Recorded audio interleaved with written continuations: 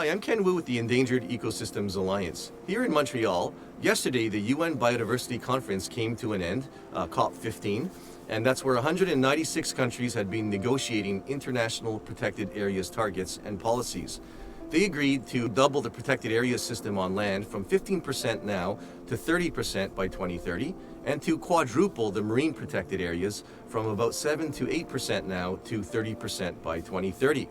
This is a big deal, considering it's taken 150 years to get to 15% protection on land since the first protected area, Yellowstone National Park, in 1872. However, scientists say that 50% of Earth needs to be safeguarded by 2030 in order to best avert the climate crisis and to stay within our 1.5-degree goal. The Canadian government committed to providing $800 million to help fund Indigenous protected areas in 4 big regions of the country: the Great Bear Sea in British Columbia, in the Northwest Territories, in far northern Nunavut, and also in the James Bay lowlands in Ontario.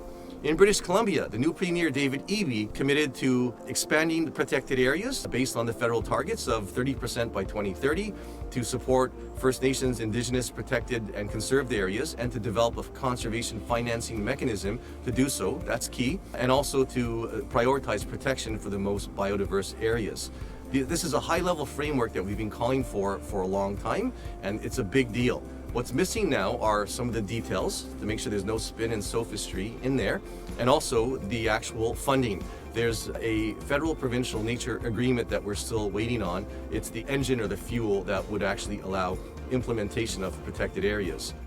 In Quebec, the government committed to providing $650 million over 7 years to support private land acquisition for new protected areas, to support Indigenous protected areas, and also for endangered species habitat protections. And they have long committed to the federal protected areas targets. So this is a big deal.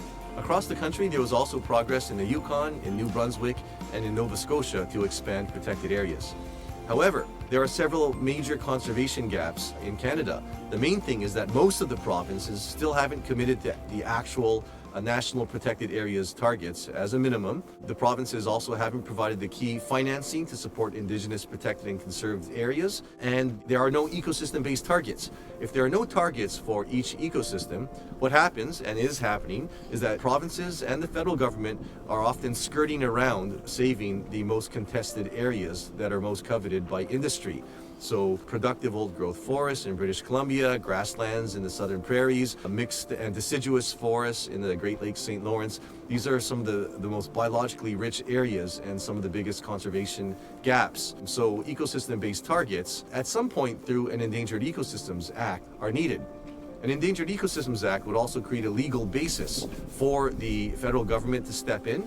The targets would be created through science, informed by Indigenous knowledge, and it would also close the loopholes in protected areas in Canada. A lot of provinces have been doing creative accounting, where they've been including conservation regulations that lack the standards and the permanency of real protected areas. The most significant thing from COP15 that came out from Canada was that the federal government committed to legally enshrining the federal protected areas targets in law and to create an accountability act to do so.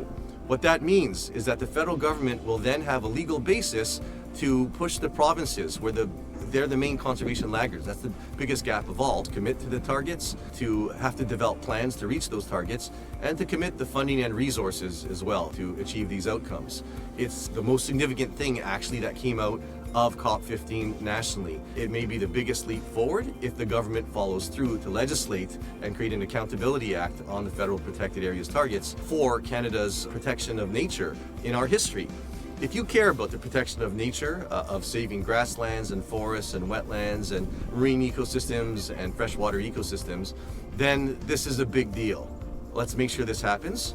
So the fact is then, as a result of COP15, hope is on the table.